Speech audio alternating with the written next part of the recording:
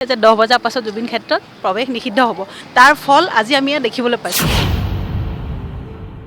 আমি ক'লেই নহ'ব, আমি জুবিন দাক ভাল পাওঁ। যিটো কাম আজি 5 মাহেও সম্পূৰ্ণ নহ'লে সেই কামটো চৰকাৰে অহা এই 8টা মাহত শেষ কৰিম বুলি কৈছে। নে এয়া আমাৰ অসমীয়া ৰাইজলৈ নিৰ্বাচনী টোপ।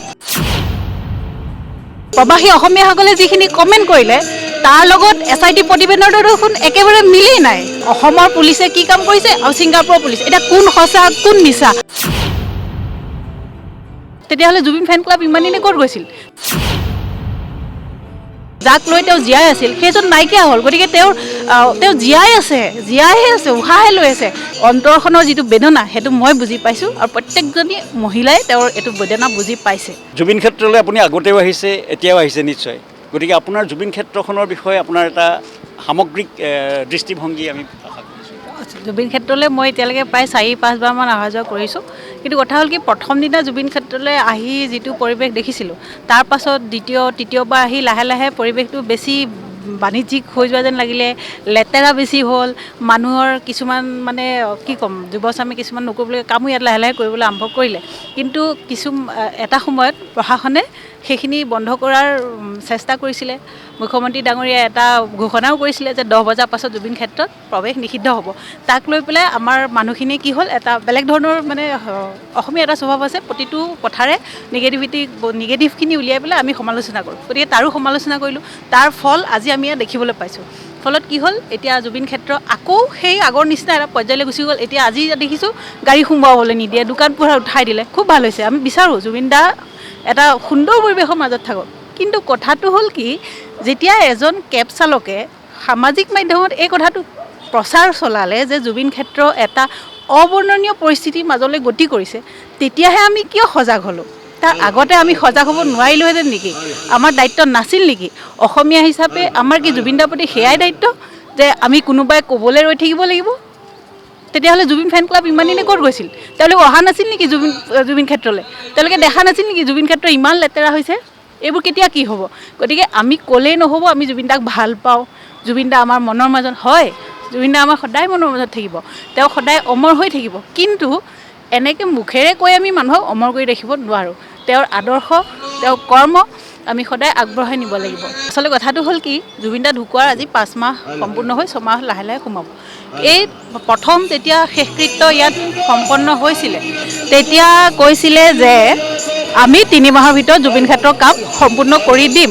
কিন্তু 3 মাহ গৈ গৈ এতিয়া 5 মাহ হ'ল। 5 মাহতো জুবিন ক্ষেত্ৰ সম্পূৰ্ণ নহ'ল। এতিয়া চৰকাৰে কৈছে যে অনাগত 8 মাহত আমি জুবিন ক্ষেত্ৰৰ কাম মানে শেষ কৰিবলৈ চেষ্টা কৰিম। কিন্তু মই ভাবোঁ এইটো সম্ভৱ হ'বনে? যিটো কাম আজি 5 মাহেও সম্পূৰ্ণ নহ'লে সেই কামটো চৰকাৰে অহা এই 8টা মাহত শেষ কৰিম বুলি কৈছে। নে এয়া আমাৰ অসমীয়া ৰাইজলৈ নিৰ্বাচনী টোপ চৰকাৰৰ এটা। কাৰণ জুবিন দাক অস্ত্ৰ হিচাপে লৈ ৰাজনৈতিক দলসমূহে নিৰ্বাচন খেলিবলৈ সাজু হৈছে, সেইটো আমি প্ৰত্যেক অসমীয়াই জানো। গতিকে এই ক্ষেত্ৰত আমি খুব সাৱধানেৰে চিন্তা চৰ্চাৰ মাজেৰে আগবাঢ়িব লাগিব, যাতে জুবিন দাক ব্যৱহাৰ কোনো ৰাজনৈতিক দলে কৰিব নোৱাৰে। জুবিন দাই ন্যায় আনে দিয়ক নিদিয়ক ক'ব নোৱাৰোঁ। জুবিন দাই তেওঁক যিসকলে এই পৰ্যায়লৈ লৈ গ'ল, তেওঁলোকক জুবিনে নিজেই ন্যায় দিব। কাৰণ আজি বন্দী হৈ থকা কেইজন যেতিয়া বাহিৰলৈ ওলাই আহিব, তেওঁলোকে এইখন ঠাইত শান্তিৰে থাকিব পাৰিবনে? কেতিয়াও নোৱাৰে। তেওঁলোকৰ মনত অনবৰত এটা ভয় ভাৱ থাকিব। আৰু দ্বিতীয় কথা হ'ল কি, যিটো ন্যায়ৰ কথা কৈছে, SITয়ে প্ৰথমতে যি বিচাৰ মানে দোষী আছে, অপৰাধী আছে, অপৰাধীসকলে প্ৰথমতে যিটো আমি SIT প্ৰতিবেদন ওলোৱাৰ পিছত যিখিনি কথা শুনিলোঁ, দেখিলোঁ, পঢ়িবলৈ পালোঁ, এতিয়া অলপতে ছিংগাপুৰৰ আদালতত প্ৰবাসী অসমীয়াসকলে যিখিনি কমেণ্ট কৰিলে তাৰ লগত SIT প্ৰতিবেদনৰ দেখোন একেবাৰে মিলেই নাই। তেতিয়াহ'লে আপুনি কি ক'ব যে SIT অসমৰ পুলিচে কি কাম কৰিছে আৰু ছিংগাপুৰৰ পুলিচ, এতিয়া কোন সঁচা কোন মিছা? আমি এই ক্ষেত্ৰত কাক বিশ্বাস কৰিম? তেতিয়াহ'লে প্ৰবাসী অসমীয়াসকল বিচাৰৰ সময়ত ইয়ালৈ আহি সেইখিনি কথা তেতিয়াই নক'লে কিয় যে জুবিন দা সেই সময়ত নিচাসক্ত নাছিল, পাছতহে হৈছিল? তেতিয়া এটা বেলেগ কথা, এতিয়া এটা বেলেগ কথা। এতিয়া আমি কেনেকৈ কি কৰিম? মানে আমাৰেই খেলিমেলি হৈছে। আচলতে কথাত কি হৈছিল, খালি আমাক এটা কথাই লাগে, 19 ছেপ্টেম্বৰত ছিংগাপুৰত সঁচাকৈয়ে জুবিন দাৰ সৈতে কি হৈছিল সেই কথাখিনি লোক ঢাক নোহোৱাকৈ অসমীয়াৰ আগত কৈ যাওক। গৰিমা বাইদেৱে বহুত ধৈৰ্য ধৰি এই যিখিনি ন্যায়ৰ ক্ষেত্ৰত এতিয়া আগবাঢ়ি আহিছে, যথেষ্ট ধৈৰ্য ধৰি গৰিমা বৈ আগবাঢ়িছে।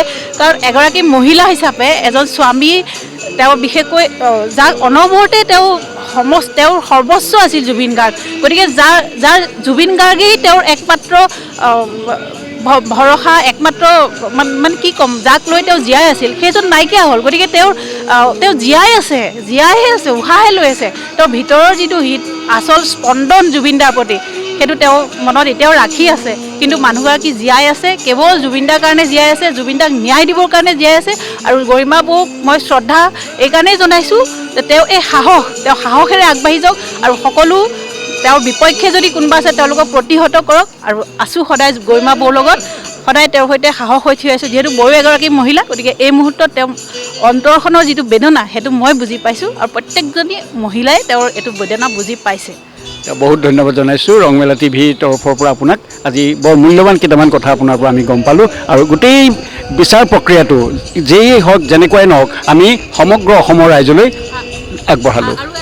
আৰু এটা কথা আকৌ সুবিধা পাওঁতে আজি কৈ থৈছোঁ, কথাটো হ'ল কি, এই যে জুবিন দাই কৈছিল যে অসমীয়া ল'ৰা কামত আগবাঢ়ক, কাম কৰক, অসমীয়া ল'ৰা আগবাঢ়ি যাওক। হয়, অসমীয়া ল'ৰা আগবাঢ়ি যাওক, কিন্তু তাৰ মাজতে মই এটা কথা কওঁ, অসমীয়া ল'ৰাসকলে আজিকালি যি নিচা শক্ত বেছি হৈছে, গুটকা, চিগাৰেট এইবিলাকৰ প্ৰতি বেছি আকৃষ্ট হৈছে। গতিকে মই ভাবোঁ জুবিন দাৰ প্ৰতি শ্ৰদ্ধা জনাই, জুবিন দাক যিহেতু আমি ভাল পাওঁ, গতিকে অসমীয়া ল'ৰাখিনিয়ে এই বস্তুখিনিৰ পৰা আঁতৰি আহক, স্বভাৱ চৰিত্ৰ ভাল কৰক, আৰু সৎ পথেৰে সৎ কৰ্মৰে আনক নথগাৰ চিন্তা কৰি আগবাঢ়ি যাওক। যিহেতু আমি খুব আৱেগপ্ৰৱণ, আমাৰ আৱেগবোৰ ধান খেৰৰ জুই নিচিনা, ভমককৈ জ্বলিলে তাৰপিছত নাইকিয়া হৈ গ'ল।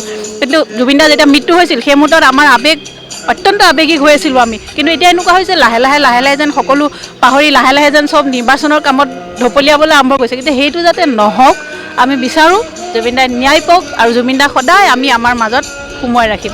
আৰু জুবিন দাৰ প্ৰতি সঁচা ভক্তি তেওঁ কামনা কৰে, আৰু সেইটো আমি সদায় পাই থাকিম বুলি ভাবোঁ। ধন্যবাদ। জুবিন দাৰ প্ৰতি সঁচা ভক্তি সদায় থাকিব, আজীৱন থাকিব, মৃত্যু পৰ্যন্ত থাকিব। ধন্যবাদ। ধন্যবাদ।